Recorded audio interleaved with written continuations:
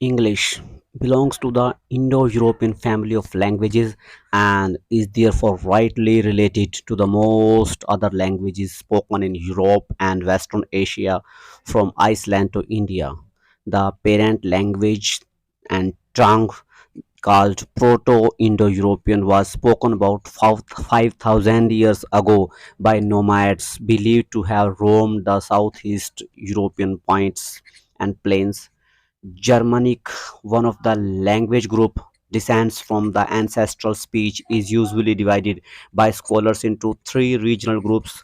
One is the East and other one is the North, specifically used in Icelandic, Faroes, Norwegian, Swedish and Danish, and last but not least the West, that is German, Dutch and English.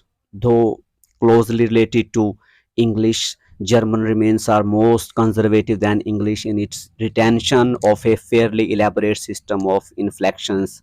Frisians spoken by the inhabitants of the Dutch province of Friesland and islands of the west coast of Sweden is the language most nearly related to the most modern English language. Icelandic, which has changed a little over the most last 1,000 years, is the one of the beautiful living language most nearly resembling Old English in grammatical structure.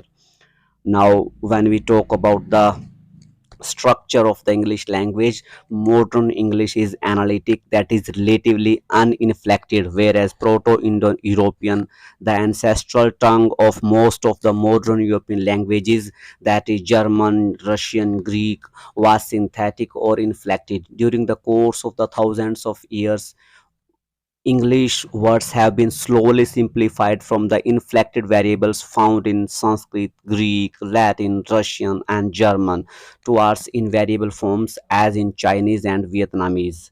The German and Chinese words are the noun man are exemplary. Germans has five forms: mans, mains, main, manor, manum. Chinese has one form, ran. English stands in between with four forms: man, mans, man, mans. In English, only nouns, pronouns as in he, him, his, or adjective as in big, bigger, biggest, or verbs are inflected.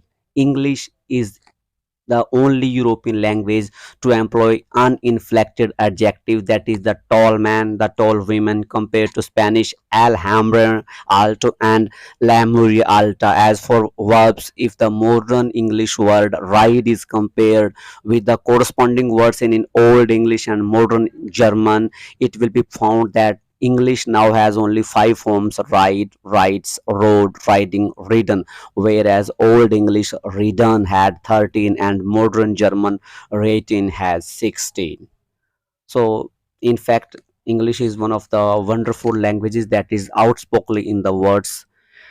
Now we come to the talk about flexibility of the function that has grown over the last 5 centuries as a consequences of the laws of inflections. Words formerly distinguished as a nouns or verbs by differences in their forms are now often used as both nouns and verbs. One can speak, for example, of planning a table or tabling a plan, booking a place or placing a book, lifting a thumb or thumbing a lift.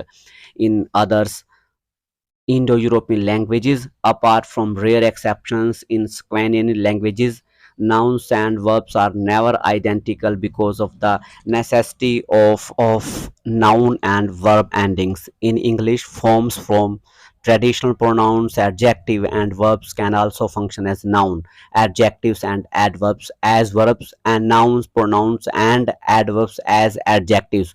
One speak in English of the Frankfurt Book Fair, but in German most add the suffix er to the place name and put attributive and noun together as a compound. In French, one has no choice but to construct a phrase involving the use of two prepositions. In English, it is now possible to employ a plural noun as adjunct or modifier, as in wages board and sports editor, or even a conjunctional group as in prices and incomes policy and parks gardens committee. Any word class may, after the function in its way,